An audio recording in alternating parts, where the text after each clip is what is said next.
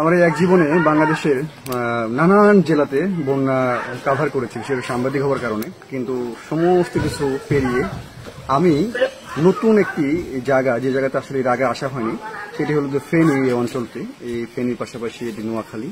তো নোয়াখালী, লক্ষ্মীপুর, ফেনী অঞ্চলের আসলে অধিকাংশ মানুষই আসলে খুবই অর্থবান এবং তাদের সহায় সম্পত্তি অনেক রয়েছে। তাদের বেশিরভাগ মানুষই দেশের বাইরে থাকেন।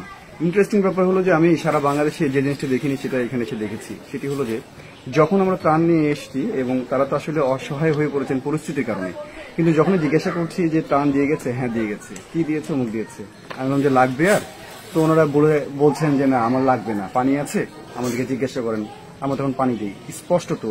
কিন্তু এইরকম বিষয়টি যে হাজারো মিথ্যা কথা বলছেন, 10টা ত্রাণ পাওয়ার পরে বলছে যে আমি কিচ্ছু পাইনি, এই ব্যাপারটি কিন্তু সারা বাংলাদেশে বিদ্যমান।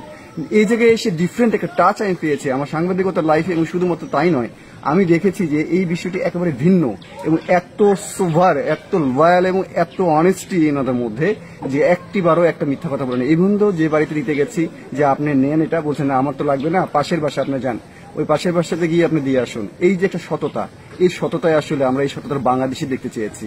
আমি খুবই অভিভূত। আমি এই অঞ্চলে খুব একটা আসিনি, কিন্তু এই অঞ্চলে আমি এসে যা শিখে গেলাম তা আমার কাছে মনে হয়েছে গর্ব করে অন্য এলাকায় গিয়ে বলার মতো একটি অবস্থা রয়েছে। যাই হোক, সবাই ভালো থাকুক, পরিস্থিতির শিকারী মানুষগুলো খুব দ্রুতই সেরে উঠুক, খুব সহজেই ভালো হয়ে উঠুক, আমি এটার প্রত্যাশা করি এখন পর্যন্ত। বাই।